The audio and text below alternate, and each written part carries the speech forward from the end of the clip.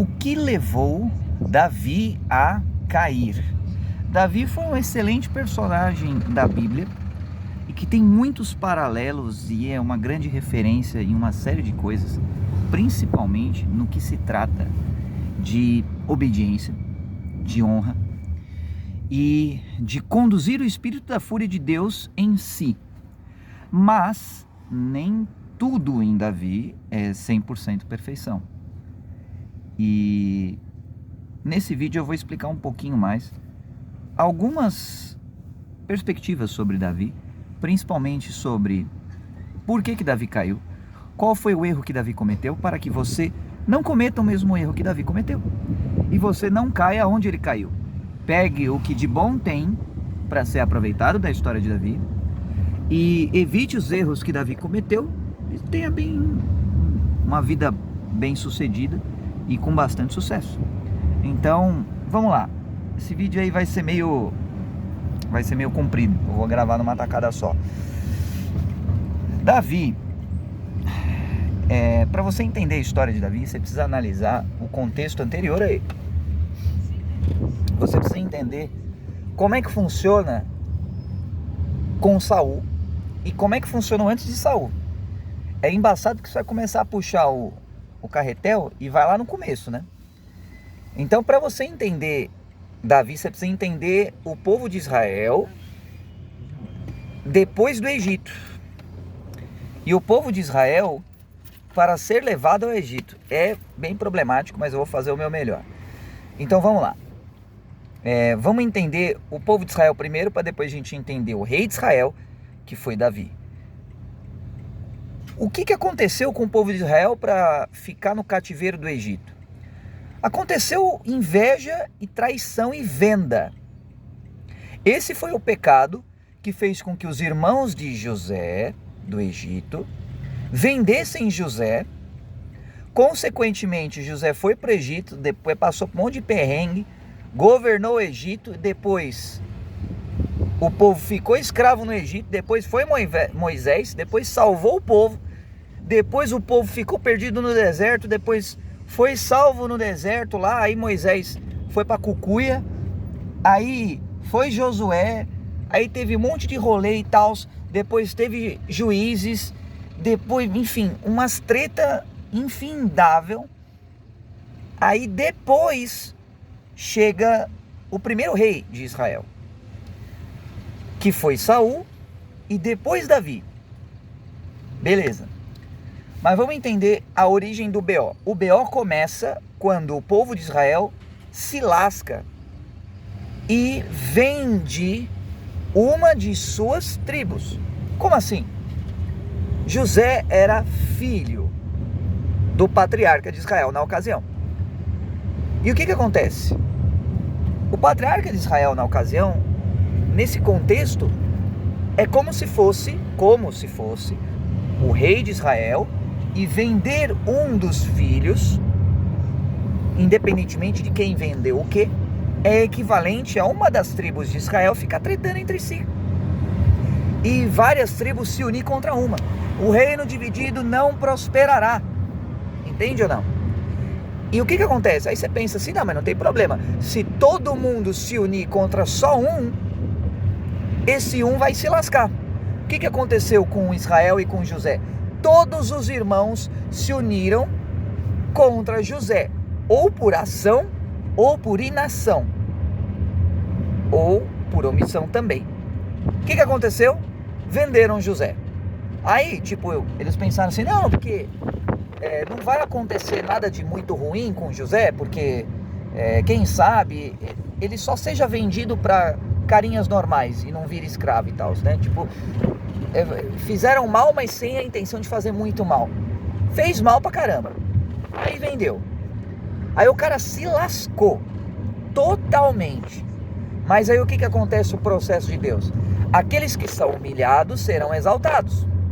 Os irmãos de José não foram humilhar José? Beleza. Passou o tempo, o que aconteceu? Eles se ferraram. E precisaram recorrer ao próprio José para não morrer de fome. Então eles acabaram ficando numa condição em que eles seriam escravos de José, se não fosse a benevolência de José. E o que acontece? José, ele está intimamente associado, isso aqui é poderoso, tá? Dá uma seguradinha aí na onda, presta atenção no que eu estou falando, que isso aqui é poderoso. José, ele está associado na numerologia bíblica, o número 17. E o número 17, ele tem várias ocorrências na Bíblia. Se você tiver curiosidade para estudar, ao invés de você ficar folheando a Bíblia, que dá trabalho, você pode ir no bibliaonline.com.br, aí você pesquisa lá a palavra, coloca 17, aí você vai ver todas as ocorrências do termo 17 que tem na Bíblia, beleza? Em todas as traduções possíveis e imagináveis. Então veja, porque vai estar lá José, que está associado ao número 17, mas você quer saber onde é que tem esse número 17, você vai cair para trás. Quando Pedro estava lá, desacreditado da vida, sofredor, pesquei, não deu nada, não veio nada e tal, só desgraça, só tudo dando contra e tal. Aí chegou um tal de Jesus e falou assim: meu chegado, joga a rede. Aí o Pedro, arrogante, falou assim: mano, eu sei o que eu tô fazendo, eu sou pescador. Essa parte é um exagero, né? Mas imagina a cena. Pedro pensando: quem esse cara é? Fala pra eu jogar a rede, mano. Eu que sou o pescador aqui, eu que entendo do rolê. Eu que sei como fazer esta bodega. Mas eu vou obedecer só pra desencargo de consciência e depois eu esfregar na cara dele que eu tô certo e ele tá errado. Aí o Pedro jogou a rede, se ferrou no bom sentido, porque veio mais peixe que ele poderia imaginar. Quantos peixes tinha na rede? 153 peixes grandes. Aí você fala: o que isso tem a ver com 17? Tudo a ver. Divide 153 por 3. Vai dar o quê? 51. Divide 51 por 3. Vai dar que número? 17. Então, numerologia bíblica, o que tem a ver uma coisa com a outra? Tem a ver que Jesus e José são paralelos. Jesus é o governante do reino. José é o governante do império do Egito. Jesus é o cara que zerou toda a vida, de todas as formas, de toda a lei, tudo. Não errou em nada. Zerou tudo, hack máximo, level 999, 7777777, muitos setes, mas o 999 é hipoteticamente falando. Zerou tudo. E o José se lascou, mas no final das contas ele se deu bem. Então o José é como se fosse um aspecto avatar humano de Jesus, que é o cara que zerou tudo e ascendeu aos céus. Beleza. Qual que é o código 17 que está lá em Pedro? O código 17 que está em Pedro é: quando você obedece, mesmo que não faça o menor sentido, você obtém a abundância, a prosperidade. O que José fez? José obedeceu a Deus, mesmo sem fazer sentido. E eventualmente a prosperidade chegou para José. Quando José estava lá na prisão, lascado, todo zoado, vida de prisioneiro, de carcereiro, ele estava lá aprendendo ao quê? A interpretar sonhos. Ele estava lá fazendo network com os presos, estava lá botando ordem no rolê. Não fazia sentido para ele, mas ele estava obedecendo a uma diretriz, um direcionamento de Deus. Obedeceu, prosperou. O Pedro obedeceu, prosperou. Código 17, vinculou os dois. Entendeu? Mas voltando, isso que começamos em Davi, né? Terminamos lá em Pedro, jogando a rede para catar os peixes. Mas voltando para falar de Davi, consequentemente de Saul, consequentemente dos juízes de Israel, e depois o povão lá saindo do Egito, noiadão, e passando lá pelo deserto, e antes disso, o escravo no deserto, ou melhor dizendo, o escravo no Egito, que está no deserto, e depois, barra antes disso, lá com José. O crime que fez Israel cair foi vender a si própria. Existe um termo típico para quem vende a si mesmo, e esse termo se chama prostituição.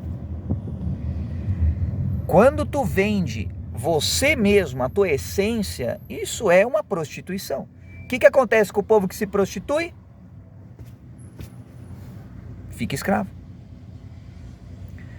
Mas se você acha que isso é forçar muito a barra, olha em Jeremias, olha em Ezequiel, olha em Isaías, e você vai ver várias vezes Deus falando que Israel se prostituiu, com todas as palavras e letras garrafais e de forma completamente explícita, sem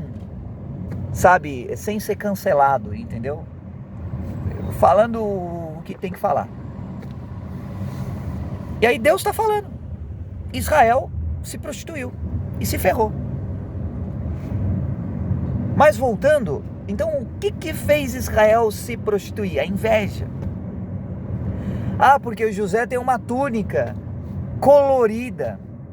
Qual que é o paralelo disso? Novamente, parábola das duas águias. Vamos lá.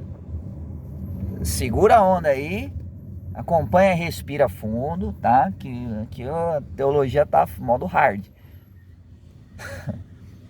Parábola das duas águias. Resumão para quem não conhece. Duas águias. Uma tunada, várias cores, penas arco-íris, toda floridona lá e tal. A outra só com penas. Supõe apenas marrons ou penas cinzas e tudo mais. A primeira águia, ela não quer a glória para si. Putz grila, mano do céu. A primeira águia, ela pega e fala assim, mano, eu catei você como ramo e eu plantei você lá no Ribeirão, perto da cidade de Mercadores lá, onde o fervo é bom e tu vai prosperar. Mas eu não quero a glória para mim. Você entendeu? Eu não quero a glória para mim. Foca as tuas raízes na natureza. Aí a videira fez isso, prosperou. A segunda águia é a arrogante. É a águia pedágio, é a águia que quer ser maior do que Deus, é a águia que quer a glória toda para ela. Ela pegou e chegou perto lá da videira e se fez maior do que os próprios ribeiros das águas. O que aconteceu? As raízes da videira viraram para a águia. O que aconteceu? A videira murchou. Isso é o que acontece quando você tem um ídolo. Idolatria. Então, a idolatria acontece quando aquele enviado de Deus sai da sua função de obediência, de enviado de Deus, e passa a querer ser maior do que Deus. Receita do fracasso. É quando o cara que tinha unção, que tinha tudo, tinha, a aprovação divina e tal, o cara pega e fala assim, não preciso seguir a palavra, basta eu seguir as minhas próprias ideias. E aí começa a querer ser maior do que a palavra, querer ser maior do que a verdade. Putz, mano. Aí ferrou, velho. Entende? E aí, é mais ou menos isso o comparativo com José. Só que José tinha túnica de várias cores, e os irmãos? Túnica de poucas cores, para não dizer uma só. Então os irmãos representavam a idolatria. E José, a retidão. José, aquele que não quer a glória para ele, mas sim que Deus tem a glória. Esse é o ponto fundamental. Isso é obediência de verdade. Você vai ver que Saul, ele se comportou como os irmãos de José. Saul se comportou como a segunda águia. Saul se comportou como um ídolo. Aí Deus falava assim, mano, você vai matar todo mundo lá e pronto, um exemplo. E Saul pegava e poupava os caras. Ah, não... Por que você não matou todo mundo? Ah, porque eu não estava afim de matar, sabe? De repente eles vão dar tributo. Aí o Saul, ele queria racionalizar o rolê.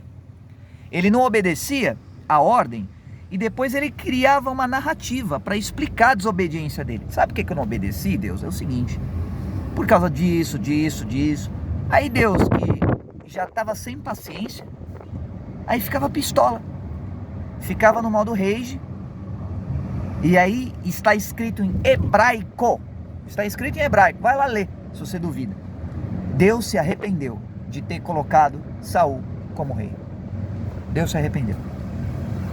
Para quem acha que Deus não se arrepende, que o arrependimento de Deus é só metanoia e tal, vai ler, mas lê em hebraico antes de falar asneira aí sobre Deus sem saber a palavra. Beleza, quem tem ouvidos que ouça. Aí Saul desobedeceu, se ferrou. O que Davi fez? Obedeceu, se deu bem. Mas teve uma hora que Davi desobedeceu e se ferrou. Então José obedeceu do começo ao fim. Se deu bem. Mas não o isentou de sofrimento e de provações. Já Davi obedeceu em quase tudo. Também teve uma vida boa. Saul desobedeceu em praticamente tudo. Se ferrou. Os irmãos de José desobedeceram assim, mas violaram numa criminalidade absurda. Se ferraram, viraram escravos. E aí ficaram sujeitos a José. E aí foi a benevolência de José que não acabou com o povo remanescente que estava lá em Canaã. Então são alguns paralelos para você entender. Beleza. Aí você tem esse background. O crime de Israel foi praticamente dois. Idolatria dos irmãos de José, que queria ser maior do que ele. Tinha invejinha. Essas penas coloridas aí. Colorido, esse povo colorido é tudo errado, mano. Bagulho é ser preto e branco. Os caras pensavam assim. Aí o recalque dos caras era tamanho que os caras pegaram e armaram a arapuca lá pro José. Se ferraram. Além disso, prostituição. Por quê? Porque a arapuca foi pra vender José. Tipo, ao invés de matar o cara, eles venderam. Então é uma prostituição assim, sabe? É punk o negócio. Então esses foram os crimes que levaram o povo de Israel a ser cativo no Egito. Beleza? Então você precisa entender de onde veio o povo de Israel, para você entender para onde eles vão, para onde eles foram e tudo mais. O que acontece? Egito tinha uma cultura, beleza? Só que qual que é a cultura do Egito? E José, manjador, aprendeu um pouquinho da cultura do Egito. Moisés, manjola, aprendeu mais da cultura do Egito ainda. Então, Moisés, salutar, aquela coisa toda, né? A história e tal, foi... era para morrer, não morreu, cestinho e tudo mais. Mas basicamente, o cara aprendeu a cultura do Egito. Mas qual que era a cultura do Egito? O que significa pirâmides? O que significa Câmara do Rei, Câmara da Rainha? O que significa o caduceu? O que significa cruz ansata?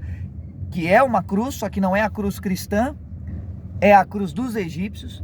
O que quer dizer as divindades do Egito? O que quer dizer as duas serpentes do caduceu? O que quer dizer a simbologia de toda a cultura do Egito herdada de onde? Segundo Platão, de Atlântida. Mas isso é outra história. Agora, entender o background do Egito e entender a mentalidade daquele povo, naquela época, vai te levar a entender o êxodo do povo de Israel. E, consequentemente, entender por que eles prevaleceram. Beleza. Então, só que, embora tenham prevalecido, isso não os isentou de estarem em pecado, estarem em erro, digamos assim, tá? Beleza. Erraram na idolatria e erraram na prostituição. E esse erro de idolatria já era de 1000 anos. Não bastava eles idolatrarem antes de vender o irmão no Egito, mas idolatrou depois que foi liberto do Egito de novo. Moisés chegou lá e tal, trocou uma ideia com Deus, catou lá a pedra, né? Ao invés de fumar a pedra, ele cravejou na pedra a lei. E aí, recebendo a lei, passou pro povo, o povo, beleza. Aí eles viam um ídolo em seguida. Tipo, sabe? Nem depois de tu acabar de ter um encontro com Deus e tal, os caras respeitavam. Então, é embaçado essa idolatria aí. E assim foi. Mas basicamente, você entendendo a obediência é o antídoto da idolatria. A obediência, cara, não é pra você perguntar, não é pra você racionalizar, não é pra você falar assim, então, sabe o que acontece? Eu não concordo com coisa.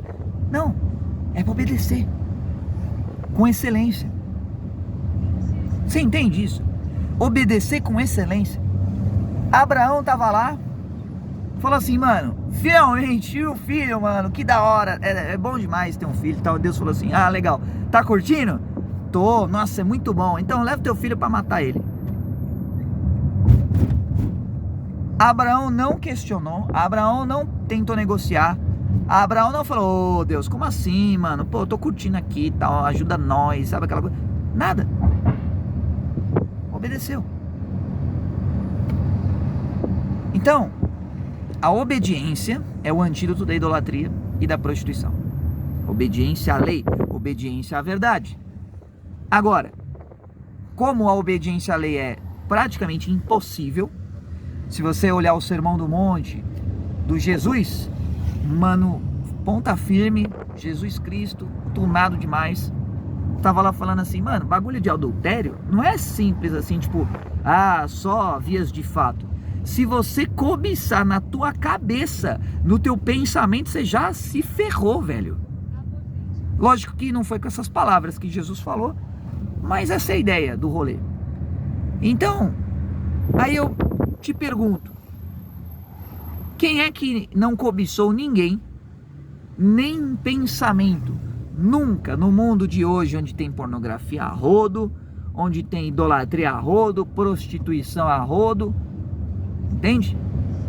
Então é uma maneira de pegar e falar assim, não tem jeito de tu seguir essa lei mosaica. E isso não significa que é para você meter o pé na jaca e abandonar totalmente a lei, mas que é para você saber que a lei está num nível hard demais para você. Já que está hard demais, contrata o advogado Jesus com que pagamento? Com o seu amor, só isso. Jesus não aceita pagamento em dinheiro. E também não é um pagamento propriamente dito, mas é uma maneira de dizer, do teu coração amá-lo, do teu coração buscá-lo, do teu coração querer estar perto dele, querer estar chegadinho nele, é que nem Maria e Marta, Marta enfadonha lá, mulher, sabe, aquelas mulher que não para quieta, mulher que tá com a, sabe, tá com a macaca, sabe, quer fazer tudo o tempo todo, mulher chata, sabe, chata das ideias, chata, tem que fazer isso, tem que fazer aquilo, tem que fazer, a mulher é rixosa e briguenta. Salomão advertia já, mano, é melhor você estar sozinho no deserto, na verdade é melhor você estar perto de um ribeiro de águas roubadas do que você morar com uma rixosa briguenta e chata. E Marta estava sendo essa chata. Aí tava lá, vai Jesus, vai, tá vendo a Maria aí não tá fazendo nada? Fala pra ela fazer alguma coisa que preste. E Jesus, né, com aquela paciência infinita, Lorde eterno, Marta, a Maria ficou com a parte boa. É o jeito elegante de falar, você se lascou. Você poderia ter a parte boa, mas você prefere ficar com a parte ruim, então que se lasque. Então, o preço que Maria pagou para Jesus foi o coração dela. É igual a outra prostituta que pegou todos os perfumes que ela tinha, mano. A minha vida tá uma nhaca, tá um negócio estranho, tá muito ruim. E eu fiquei sabendo que Jesus está aqui, mano. Então, eu vou mostrar para ele que tudo que eu tenho é dele, o melhor que eu tenho é dele. Aí ela catou os perfumes que ela usava para quê? Para seduzir os machos e limpou os pés de Jesus com os cabelos dela. Entendeu ou não? O bagulho é forte, mano.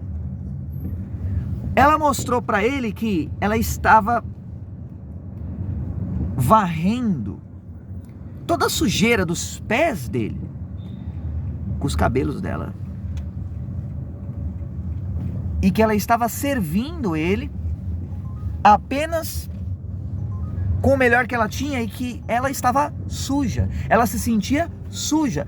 Pergunta para uma mulher da vida que sustenta a casa com esse tipo de profissão. Pergunta se ela se sente da hora. E veja se ela vai ser verdadeira ao responder para você. Veja se uma pessoa assim não tem problemas de se sentir meio suja. Entende? E ela estava se sentindo assim, nesse pique.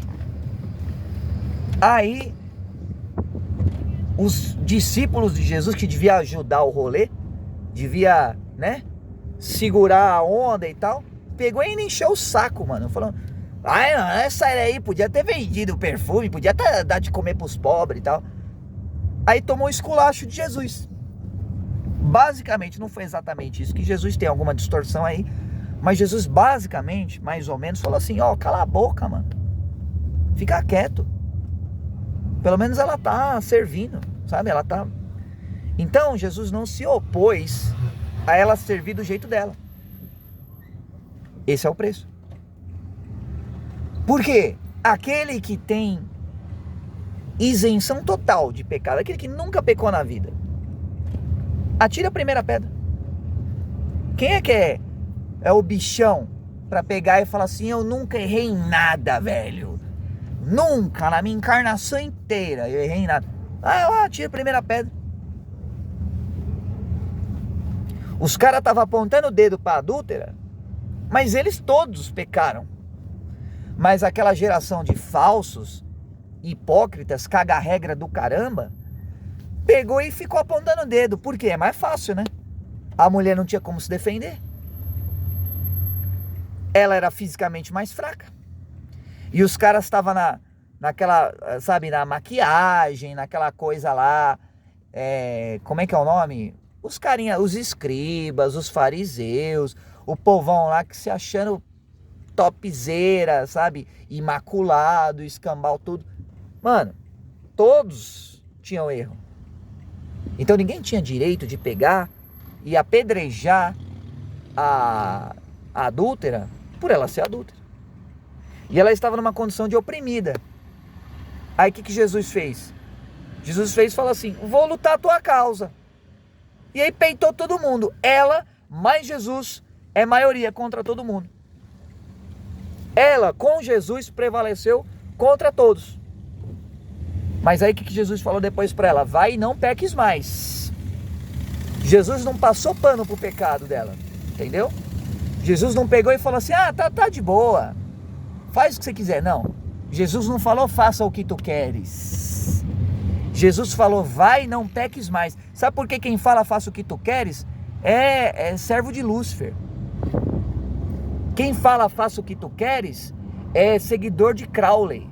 Morou ou não? Quem fala, faça o que tu queres, não tá com o coração no lugar certo. Agora quem fala, vai e não peques mais, é Cristo Jesus. Entende ou não? Beleza. Mas voltando lá pro povo, né? Tava lá o povão e tal, se ferraram, foram escravizados.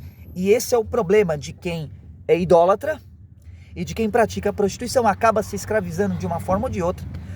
Os irmãos, quando venderam José, eles não tinham intenção de se escravizarem. Mas essa foi a consequência. Então o ímpio, ele não tem a intenção de se escravizar, mas essa é a consequência que ele não enxerga na impiedade dele. Mas o ganho imediato não significa o ganho duradouro. Vamos dar um peão na Bíblia. Vamos passar lá para Apocalipse agora, logo o último livro da Bíblia. Em Apocalipse 3, você tem lá uma das cartas às igrejas, chamada Laodiceia. Justamente quem é a testemunha lá, quem é o Espírito que diz às igrejas de Laodiceia, o Amém, testemunha fiel e verdadeira. O que essa testemunha fala? Mano, né? Tradução na linguagem de hoje da quebrada. Mano, você tá se achando, você tá metendo louco, ostentando esse monte de fita, mas na verdade você é um otário, você é um pobre, desgraçado e nu, vergonhoso. A tradução da linguagem da quebrada.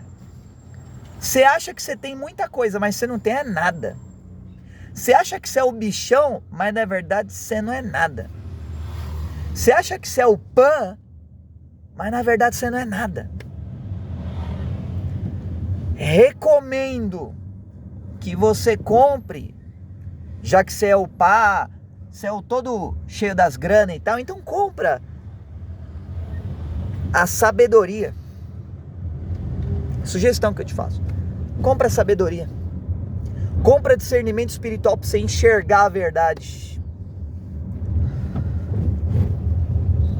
Compra purificação através do quê? Do conhecimento, da sabedoria, para você purificar suas vestes, que era um costume do povo hebreu. O povo de Israel lá, que era tipo, mano, pecamos, agora vamos limpar as vestes, fazendo um processo de purificação, para as vestes ficarem brancas, para ter dignidade novamente, para você provar com o seu coração que você está arrependido. Então se arrepende dessa fita aí, mano, para você ter vestes, você provar que você não tá mais no erro, entendeu? Se liga, eu só tô te esculachando porque eu gosto de você. Pior seria se eu nem me importasse com você, eu não ia estar nem aí. É mais ou menos isso a carta de Laodiceia. Então, se liga e não dorme no ponto, velho. Simples assim, não pula na bala errada.